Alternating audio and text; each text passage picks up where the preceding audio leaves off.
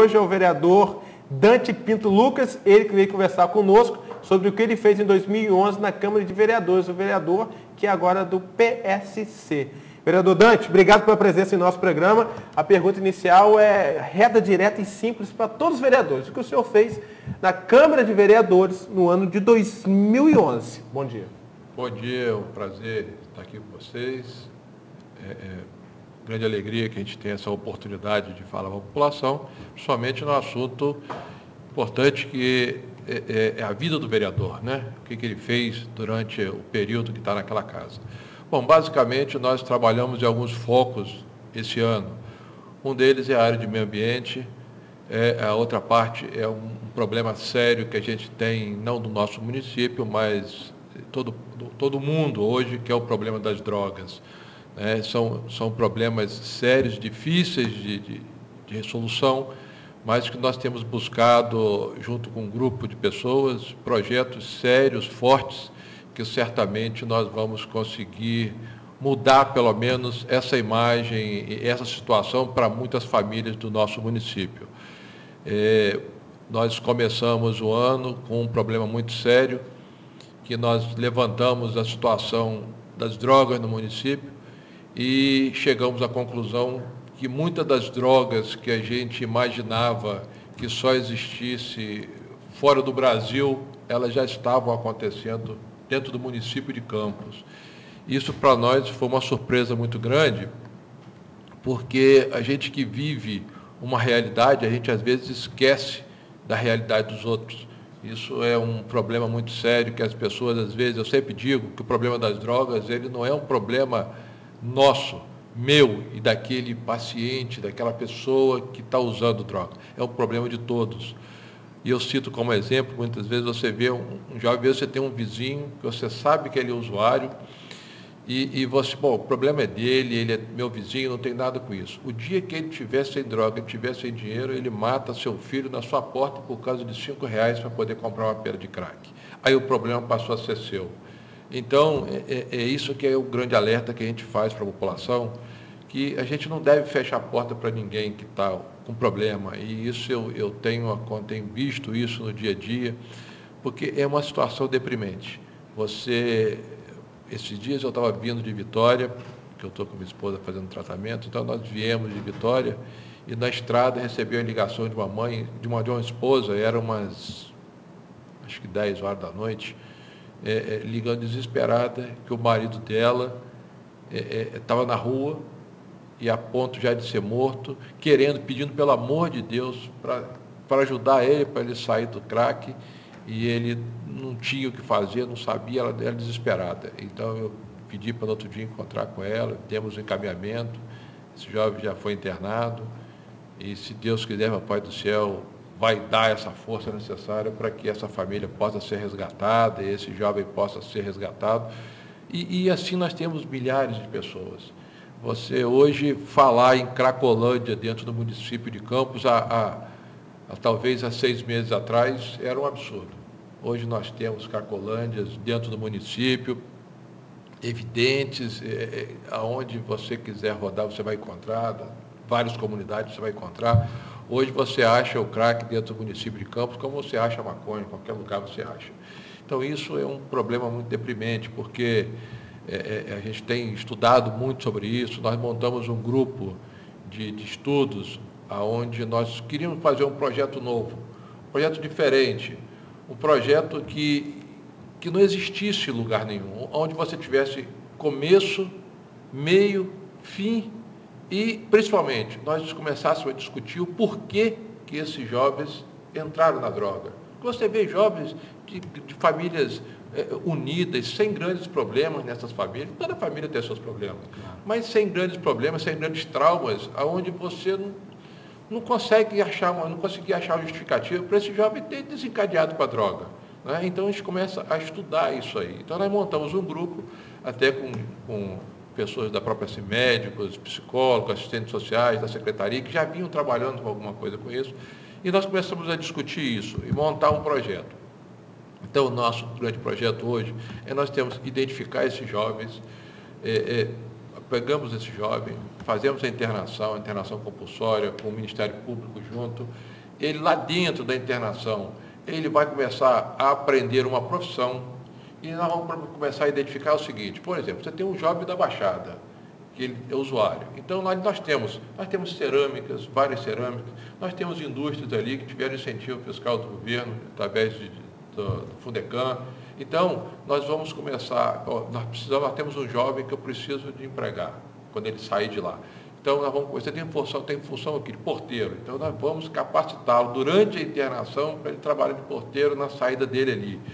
Então, ele vai ser capacitado, além de outras profissões, ali nós vamos ensinar ele um monte de coisa. Ele vai aprender a plantar, vai aprender a colher, vai aprender a arquitetura, a agricultura, ele vai aprender a fazer marcenaria, pequenos trabalhos. Tudo isso vai ser ensinado lá dentro. Ele vai sair com uma outra perspectiva, com uma outra visão de futuro. E com o aval do Ministério Público, a nossa ideia é quando ele sair de lá, porque ele é menor de 18 anos. Nós estamos trabalhando com essa parte de menor. Então, ele é menor de 18 anos. Então, nós não podemos, ele não pode trabalhar, mas ele também não pode ter tempo ocioso mais. Então, ele tem que ficar metade do tempo estudando, a outra metade ele vai trabalhar. E no final de noite, nós temos os grupos religiosos de todas as religiões, que estão ligados a esse trabalho também, identificados esses grupos que gostam de trabalhar com isso, para que eles façam desse suporte, né? Acompanhem esse jovem, né? Fazer aqueles grupos de acompanhamento, para que o menor sinal a gente já possa resgatá-lo, puxar e dar. Porque hoje a gente sabe que cada tipo de droga, você tem um período de recaída. Tem drogas que elas de 6 em 6 meses elas têm a recaída violenta. Então, se você sabe que de 6 em 6 meses o usuário da cocaína ele tem uma recaída forte, então nos primeiros 4 meses nós podemos ter um tipo de atitude com ele. Nos outros 2 nós temos que chamar esse grupo, olha, ele está entrando naquela hora perigosa, então vocês têm que estar ligados nele o tempo inteiro, né? Puxa para perto, vamos levar para a igreja, vamos levar para a religião, vamos sentar, vamos conversar, dar apoio à família, integrar a família vai ter que, na internação dele, a família, nós temos uma área lá, que vai ser uma área para poder nós conversarmos com a família, né? Puxarmos a família para dentro do processo, porque isso adoece a família inteira, isso é igual o câncer, adoece a família toda, não é só o paciente, todo mundo sofre com aquele paciente, então o usuário é a mesma coisa, né? Logicamente chega um ponto, às vezes, que você vê a família, isola, porque é a única solução que ela tem. Olha, eu vou tirar ele daqui para poder não perder o resto, né? Vou salvar o resto da família, porque esse aí vai acabar levando o resto da família todinho. Mas a gente tem que formar uma grande corrente para tentar resgatar cada jovem desse. Porque eu sempre digo o seguinte, eu sei que nós não vamos resolver o problema do mundo, mas um jovem resgatado já foi o suficiente para valer a pena ter feito esse trabalho. Então, esse trabalho está sendo bem montado, está bem adiantado. Nós chegamos agora numa fase, inclusive eu vou ter uma reunião agora com o deputado, porque no fechamento da obra ficou um valor um pouco alto, então talvez a gente tenha que separar esse setor em duas etapas, porque nós estamos aproveitando um prédio que existia no Espinho. Ali tinha um grupo espírita ali, seu Pasquim, não sei se vocês já ouviram falar, ali no Espinho, é quase divisa com o São da Barra. Então existia um prédio grande ali, que foi feito há 20 anos. A ideia dele era fazer um hospital ali, né? Então, só que ele faleceu e aquilo ficou lá parado, então tem um grupo espírita que funciona na frente, e eles nos procuraram para ver se para poder usar aquilo ali, para usar para alguma coisa, para ser útil à população, que a ideia deles era isso. Eu falei, olha, ele encaixa perfeitamente numa clínica dependente químico. Então, o grupo todo encampou essa ideia, está todo mundo junto. O grupo espírita é proprietário do prédio, mas isso não quer dizer que a interferência vai ser do grupo espírita, todos os grupos religiosos vão participar, vão estar tudo aberto, não existe, não tem nada a ver uma coisa com a outra, cada um deles vai fazer o seu trabalho lá dentro, e ali a gente vai fazer uma forma de comodato com a prefeitura, para que a prefeitura possa fazer esse trabalho.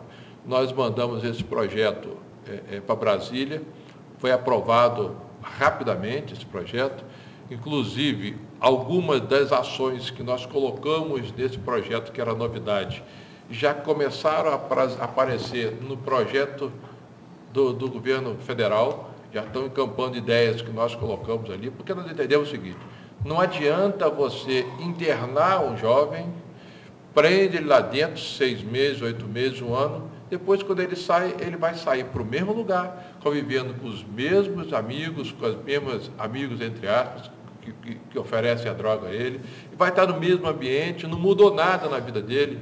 Ele, por mais forte que ele seja, talvez ele resista aí 15 dias. Mais do que isso, ele não vai resistir. Ele vai voltar para a droga, e cada recaída dessa é muito pior. Porque eu vi um dia um médico, que é deputado federal, ele falando que o crack, na hora que ele é inalado, ele leva 8 segundos para chegar no cérebro. Porque ele coloca milhões de alvéolos pulmonares, vai para o pulmão, depois ele rapidamente ele chega para o cérebro, 8 segundos. Ele dá 20 minutos de uma euforia extrema, onde o cara acha que ele é um deus. Se ele achar que ele voa, ele pula, você sobe num prédio, ele pula, porque ele acha que ele voa, ele pode voar, ele pode tudo, ali ele pode tudo. Aquela alegria, ele é um deus. Uhum. Quando passa esses 20 minutos, vem a depressão e ele chega à realidade que ainda é nada. Né? E aí, qual é a solução? Outra pedra para poder cheirar de novo. E aí ele vai entrando naquele círculo vicioso, e aí ele começa. Acabou a família, acabou a dignidade, o respeito, ele rouba, ele faz o que tiver, acaba com tudo para poder conseguir essa pedra, para voltar a esse estado de euforia. Até a hora que acaba tudo isso. Acabou tudo, acabou o dinheiro, começou a roubar, ou ele vai morrer, ou ele vai ficar na rua aí até morrer. Então, a gente espera conseguir resgatar isso antes. E hoje a gente entende o seguinte, vários estudos que foram feitos, inclusive nos Estados Unidos, onde a gente já está tendo até alguns contatos com pessoas dos Estados Unidos, eles já têm um trabalho lá muito grande de levantamento, descobrindo por que esses jovens estão entrando. Estão fazendo um perfil desses jovens que estão entrando cedo na droga. Então, eles estão encontrando, vários desses jovens tiveram traumas na infância. Separação de pai e mãe, agressão, estupro, algum tipo de violência. E essas crianças, mesmo que a gente acha que elas estão recuperadas, elas não estão. A sequela está lá dentro e elas vêm chegando, até que chega numa hora e elas acabam se deteriorando, partindo para o lado de uma droga. Então, muitas vezes, a gente tinha condição de fazer alguma coisa antes e não fez. Então, com esse levantamento, esses estudos todos, a gente pensa o seguinte, nós vamos fazer um grande ambulatório e nossa ideia é começar a trabalhar na cabeça dos alunos das faculdades, não é só da faculdade de medicina, de todas as faculdades, para que eles comecem a ficar alerta, não só para o seu filho, mas para o colega, para o amigo, para aquelas crianças que você chega na casa do seu amigo, aquela criança que ela está agitada, que ela tem comportamento anormal, tem alguma coisa diferente naquela criança. Então, dá um conselho, leva ao pediatra, conversa, leva para lá, explica a ele o que está acontecendo. E nós começamos a montar uma rede para que a gente consiga alertar aos pediatras, principalmente, que aquela criança que às vezes ela chega com uma gripezinha, uma dor de ouvido, uma pneumonia, uma coisinha, ela vai ser tratada daquela gripe. Mas você vê um distúrbio de comportamento da criança enquanto ela está tratando de uma coisa. Está tratando de uma coisa, mas você está vendo distúrbio de comportamento. Vamos montar um centro de referência para a identificação dessas crianças. O que está acontecendo com essas crianças? Porque essas crianças precisam ter um acompanhamento diferenciado. E aí sim, aí nós vamos começar a quebrar a corrente que está levando esses jovens, está dando oportunidade desses jovens chegar até a droga. Porque é por aí que a gente vai conseguir fazer alguma coisa. Educação, sim, nós temos que fazer educação, mas nós temos que, aquilo que já foi identificado como alguns desvios que acabam levando essas crianças até a droga muito cedo, porque você achar uma criança chegando 10 anos de idade para usar uma droga, mas, meu Deus, a criança nem formou a consciência ainda, ela já está partindo para o lado da droga. São traumas, essas crianças acabam ficando adultas muito cedo. Né? São agressões, são situações que elas passam no dia a dia, que a gente que nunca passou, acha que não existe. Mas é uma realidade, não só no nosso município, mas no mundo inteiro isso acontece. Né? Vereador, o senhor está muito enganjado nessa parte de drogas. Percebemos claramente que o senhor começou e ficou nesse foco. É um assunto que a gente gosta porque eu tenho uma preocupação muito grande com isso. E é só relatar que é um assunto muito importante e a gente tem que lembrar o seguinte. No que o vereador falou, de o cara procurar sempre ser o super-homem, isso é a primeira vez. A segunda vez ele já não consegue nem ser a Mulher Maravilha. Na terceira, ele já está complicado. A partir da quinta, ele já está querendo droga para se manter o que ele era antes. Porque cada vez mais essa euforia vai diminuindo. Ele não vai ter sempre esse prazer ao máximo, não. Daqui a pouco ele vai estar numa depressão tão profunda que ele usa a droga para tentar voltar ao nível que ele era sem droga nenhuma. É importante destacar, porque senão o cara, não, agora eu vou usar, mas não tem isso não. É cada vez um fundo de poço. Daqui a pouco você está usando para ficar em depressão, porque você já está no fundo do poço. É importante alertar isso. Não é uma coisa que é lá em cima o tempo todo, não. Vai caindo até não ter jeito mais.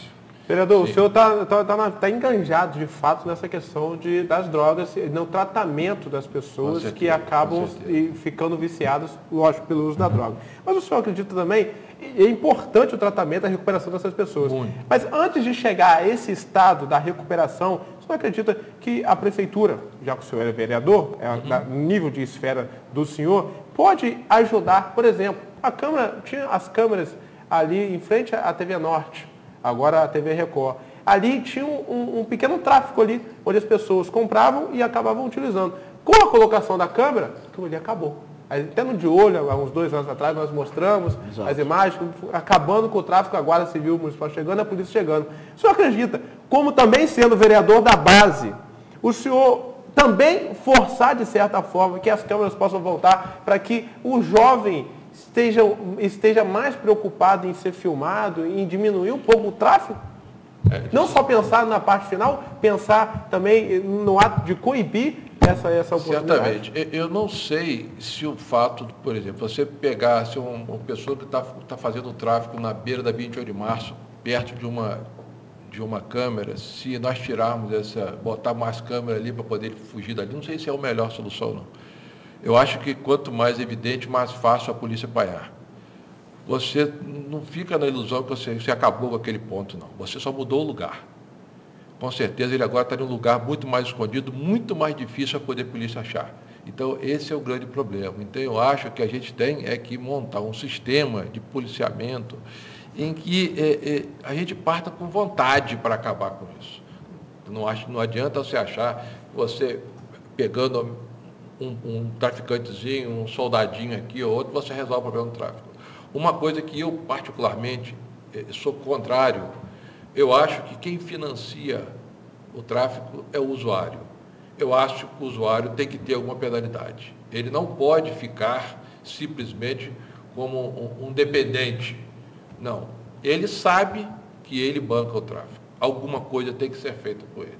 Ele não pode simplesmente todo dia ser preso e ser solto porque ele é dependente. Então, alguma coisa tem... Porque quem financia é ele. Quem banca o tráfico é o usuário. E hoje, coisa tem que ser feita. As poucas as oportunidades que o senhor tem com dependentes hoje, qual é a classe social dessas pessoas? Todas as classes sociais. Impressionante. Todas as classes sociais. Por quê? Eu sempre digo o seguinte, a cocaína, o jovem, ele mete a mão no bolso do pai rico. O crack mete a mão no bolso da mãe pobre, da lavadeira. O cara vai lá, ele rouba os 5, 10 reais que a mãe lavou roupa o dia inteiro para poder ganhar, ele vai lá e rouba aquele dinheiro para comprar o crack. Então, é um problema muito sério em todas as classes sociais, porque ela atinge todas. Você acha que o traficante, ele quer vender pedra de crack para ganhar 2 reais, 3 reais? Ele não quer, ele quer vender cocaína ainda muito mais. Mas como é que você forma um pelotão daquele que vocês viram lá no Rio, lá fugindo da polícia lá, daquele pelotão? Aqueles caras que enfrentam tudo. Não é um NEM que fugiu escondido na mala de um carro. O chefe da boca não enfrenta, não. Quem enfrenta são os soldados. Como é que você forma aqueles soldados? Que se arriscam para qualquer coisa, não tem amor à vida, não tem mais nada. É a pedra de crack. É a droga que forma esses tipos. Esse é o pagamento. É esses caras que se arriscam para tudo, são os usuários dessa desgraça. Então, esses aí é que formam esse pelotão de fuzilamento, como a gente diz, mata e morre pelo traficante. Então isso é um problema muito sério, mas que a gente tenta de tudo quanto a gente fazer a nossa parte, mas realmente é muito difícil. Graças a Deus a gente está tendo o apoio de muitas pessoas solidárias, muitos amigos, muitos médicos, assistentes sociais, psicólogos, todos eles engajados também nessa luta, e certamente a gente vai conseguir fazer muita coisa, mas por mais que a gente faça, nunca vai ser o suficiente se nós não pudermos quebrar esse elo que leva esses jovens até a droga. Porque se nós já estamos falando aqui do jovem, agora você imagina um chefe de família de 30 anos, que ele acabou caindo para o lado da droga, você resgatar esse jovem para reconduzi-lo à sociedade, porque você tem que resgatá-lo para a família e para a sociedade. Então, você pegar um jovem ainda em formação e resgatá-lo para a sociedade não é tão difícil. Mas você pega um chefe de família, você pega uma pessoa, um médico, uma pessoa que foi um gerente de banco, com colocação social. Aí o cara foi lá no fundo do poço, você resgatá-lo, resgatar essa autoestima para poder mostrar a ele que ele pode, ele já foi aquilo, ele vai voltar a ser, pode ser muito mais do que aquilo. É muito difícil. Você não faz sozinho, uma clínica não faz, se você não tiver o suporte da família, dos amigos, de todos aqueles que um dia reconheceram naquela pessoa uma pessoa digna de respeito, e quando chega no fundo do poço, ele perde tudo isso. Ele perde respeito, perde dignidade, ele perde tudo, porque ele rouba R$5, R$1 do amigo dele, do bolso do amigo dele, para poder comprar pé de crack. É uma doença. E uma coisa é o seguinte, o dependente, ele vai ser dependente pelo resto da vida. Ele não para, você pode fazer o tratamento que for, ele vai ser dependente, ele é um doente pelo resto da vida. Você troca uma droga por outra, você vai tirar a droga e vai fazer medicamentos para ele, né? Mas ele é o dependente para o resto da vida. Se ele, em qualquer momento da recaída, ele vai voltar tudo aquilo que ele era e muito pior. Por quê? Porque o organismo dele passa a necessitar daquilo. Então, ele é um dependente, ele é um doente pelo resto da vida, e isso, todo grupo social que está em volta dessas pessoas tem que entender isso para poder ajudá-lo, porque você pode ter certeza, 99% dos jovens que a gente conhece, com os usuários, eles querem sair, mas não conseguem. A droga é muito mais forte do que eles. Um dia eu falei assim, rapaz, não é possível que uma brasa na ponta de um cigarro seja mais forte do que você. Ele falou, doutor, é porque o senhor nunca passou por isso. Graças a Deus o senhor nunca passou. Se o senhor tivesse passado um dia, você ia ver o tamanho da influência que essa desgraça faz na gente. Um cigarro. Agora você imagina uma droga que em 8 segundos ela chega ao cérebro e faz 20 minutos de excitação a ponto de o cara se achar um Deus. Aí você começa a imaginar o tamanho do problema que nós vamos enfrentar. Agora, você multiplica isso por milhares de jovens dentro do município e do mundo inteiro. Olha, no final do ano passado, nós tínhamos a estimativa de 1,5 milhão de usuários de crack. No final do ano passado. Provavelmente, hoje, nós já devemos estar quase 2 milhões ou 2,5 milhões de usuários.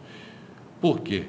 Te pergunto, quais são os projetos que você vê em nível de governo federal, estadual, que encampe o problema como um todo? Você tem uma clínica em que você interna, e depois? E depois? Quando ele sai de lá? Só Deus. Então, você tem que ter um trabalho em que você vai discutir o porquê que ele entrou na droga, vamos trabalhar com essas crianças, essas criancinhas que estão tendo distúrbio de comportamento, vamos montar um núcleo, vamos trabalhar com essas crianças. O pediatra identificou uma diferença, vamos encaminhar para lá, vai ter o neuropediatra, vai ter a assistente social, que já está tudo ligado com essa área da droga, para a gente preparar essas crianças. Já estão vendo a história de outros que nós já vimos chegar lá, passaram por aquilo ali, vamos quebrar essa barreira para que essa criança não chegue até onde outros chegaram. Então, nós temos que começar a fazer isso aí, tratar desses jovens em internação, dar um sentido na vida deles, né? De amor próprio, de amor com a sociedade, né? De respeito, resgatar a autoestima dele. Então, a partir daí, nós vamos começar a mudar a história do nosso município. E minha esperança é o seguinte, o projeto que a gente montou aqui... A gente não deve ser difícil de ser aprovado pelos demais vereadores. Não, todos eles já aprovaram, todo mundo. Aliás, a sociedade já aprovou, porque eu tenho recebido ligações todo dia pedindo, pelo amor de Deus, para conseguir uma internação, e é porque a clínica não está pronta ainda. Então, a nossa esperança é que isso comece o mais rápido possível, para que a gente possa mostrar o exemplo daqui e fazer com que esse projeto aqui seja um projeto piloto para o país inteiro. E, por que não achar que, mostrando o nosso trabalho aqui, resgatando esses jovens, a gente possa mostrar esse exemplo para o mundo inteiro e a gente consiga. Eu acho que não é utopia, eu acho que sonhar, a gente tem que sonhar, porque se você não acreditar no seu sonho, né, por que você não vai lutar? Se você não vai acreditar... Vereador, de 0 a 10, a autoavaliação do vereador. Esse ano. Desse ano, eu acho. Esse ano, eu acho que 7. Por que 7? Porque eu queria que a clínica já estivesse pronta, eu queria ver se está podendo chegar aqui e trazer um jovem, poder falar junto comigo aqui do trabalho, de como que mudou a vida dele. Efetivamente, a clínica falta o quê? É obra? É obra, porque o prédio é um prédio de 20 anos, já estava com rachaduras, e a gente primeiro montou um projeto, por quê? A legislação federal, ela muda muito rápido. Você hoje, porque lá nós temos enfermaria desse tamanho, dessa sala aqui. Uhum. Então, a legislação era você para cada leito, para você botar, você só podia botar num quarto, você podia botar até 10 jovens num quarto só. Ela mudou para 5, só pode ficar 5 jovens num quarto. E a distância entre uma cama e outra tem que ter um tamanho. Então, nós tivemos que mudar a estrutura toda. Aí você tem que diminuir o tamanho Aí mudou, o projeto era 1, aí teve que mudar tudinho. Então, quando a gente acaba de mudar, a legislação muda por quê? Porque para poder, se você bota muito jovem junto, o risco de problema é maior. Então, nós estamos fazendo uma adaptação. O prédio é um prédio muito grande, a estrutura é muito boa, mas teve que ser feitas essas adaptações. Até uma última pergunta minha. O senhor se engajou neste assunto por algum motivo que ocorreu, ou por ver, ou pela quantidade de pessoas que lhe procuram, já ter vivenciado algo na família, enfim, o que aconteceu? Nós tivemos vários amigos, várias pessoas que já passaram por isso, mas basicamente, só em uma semana eu fui procurado por 7 familiares de dependente químico. Você sabe o que é desespero?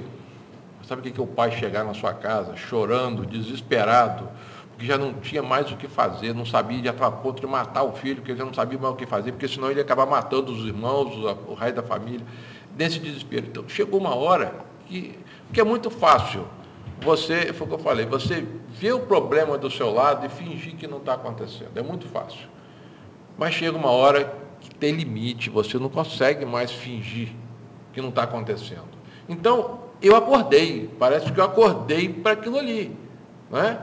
Então, entramos nessa luta e estamos enfrentando.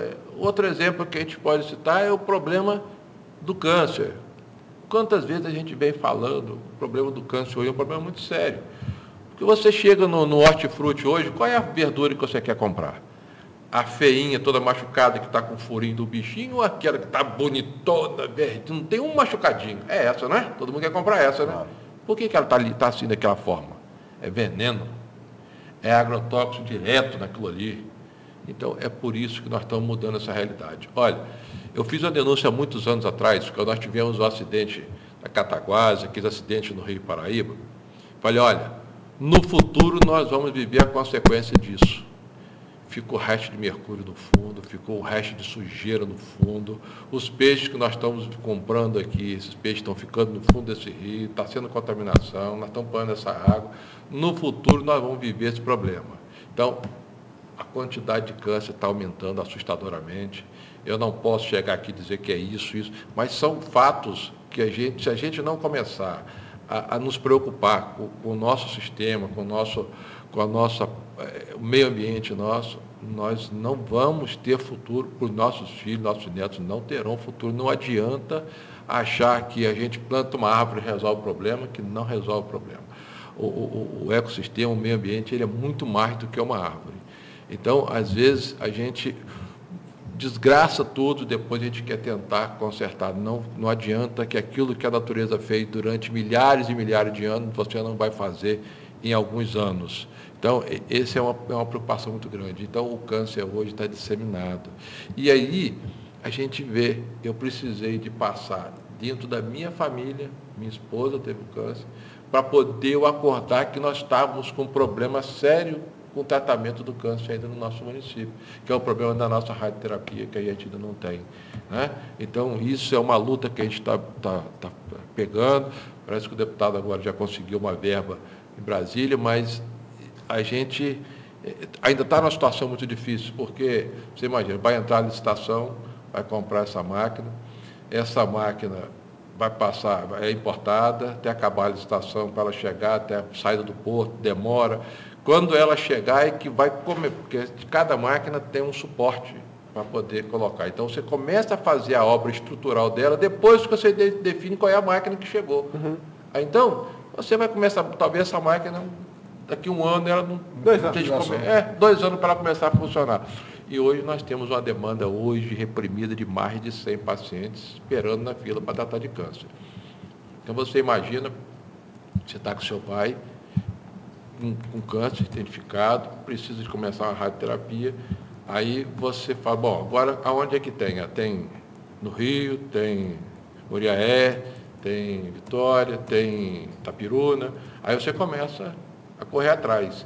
Aí Itapiruna já tem 50 e tanto, já não está conseguindo mais vender, eles só conseguem fazer 250 no máximo durante o dia, e eles começam 5 da manhã, muitas vezes vai até 9 da noite trabalhando direto.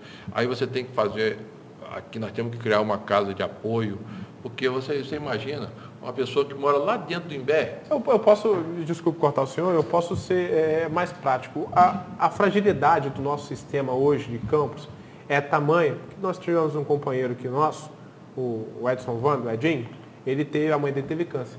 Ele tinha uma dificuldade. Todos nós temos dificuldades financeiras, uns mais, outros menos. Então ele tinha dificuldade de levar a mãe dele para Itaperuna, porque lógico, ele precisava trabalhar. E a secretaria não tinha o mínimo, que era um carro para levar a mãe. Então, eu compreendo a fala do senhor, a necessidade de uma máquina, mas a secretaria hoje, através até do senhor, da reclamação do senhor, por o senhor ser um vereador de base, estar mais próximo, de estruturar pelo menos o mínimo, que é pelo menos a oportunidade de levar a pessoa ao tratamento.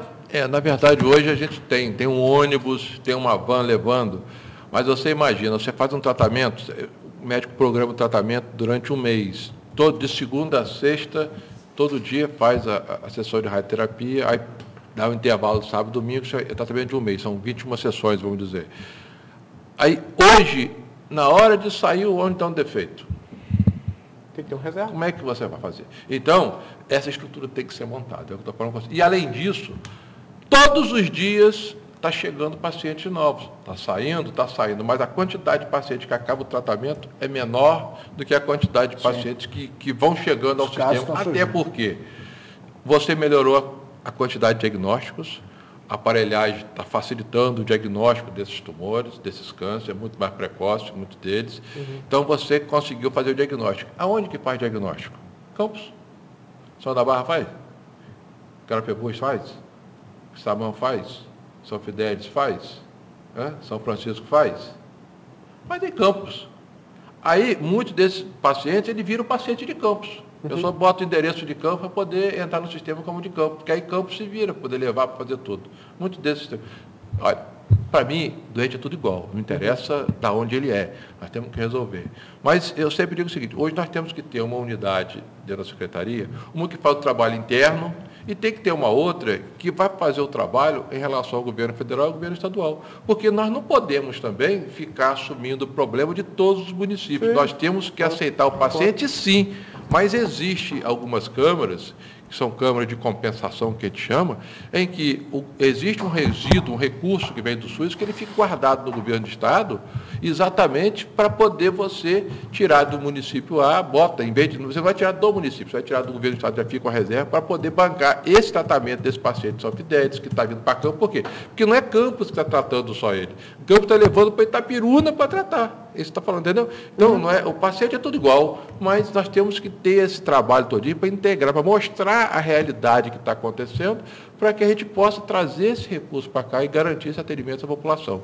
Vereador, são 8 horas e 53 minutos. Obrigado pela presença no programa. Eu, sinceramente, não acreditava que o senhor viria, porque ano passado o senhor não veio. Então, nas minhas fichas era que o senhor não viria. Fiquei muito surpreso com o senhor hoje aqui. Obrigado, volte sempre. O programa de Universidade tem de portas abertas para o senhor aí no ano de 2011. Eu que agradeço a oportunidade. Estou à disposição. Para mim vai ser um prazer. Inclusive, nós vamos preparar uma pauta aqui, nós vamos falar de outros assuntos depois. Vamos falar de meio ambiente, e aí nós vamos começar a entrar nessa limpeza de canais que foram feitos aí. Pegar um dia bom, que eu vou trazer a documentação que a gente já tem. E aí eu acho que é importante para a população toda saber o que está acontecendo, o que foi feito, né? Com o recurso nosso, o que foi feito, o que nós precisamos de fazer, né? Então a gente vai trazer um pouco dessa nossa luta aí para que a população possa ter ciência e nos ajudar nessa batalha. Com certeza. Obrigado, vereador. Começamos com o vereador Dante Pinto Lucas, ele que é vereador da Câmara de Vereadores de Campos, veio conversar conosco sobre o que ele fez no ano de 2011, lógico, lá na Câmara. Maurício, pode chamar o intervalo? Ou chamo o Lessa? Dá tempo. Intervalo ou Lessa? Então, vou chamar o intervalo comercial, volto já, não saia daí. Estamos apresentando De Olho na Cidade. Instituto de Psicologia Crescer. Conheça a agenda de cursos, palestras e atendimento do ISEC pelo site www.isec.psc.com.br.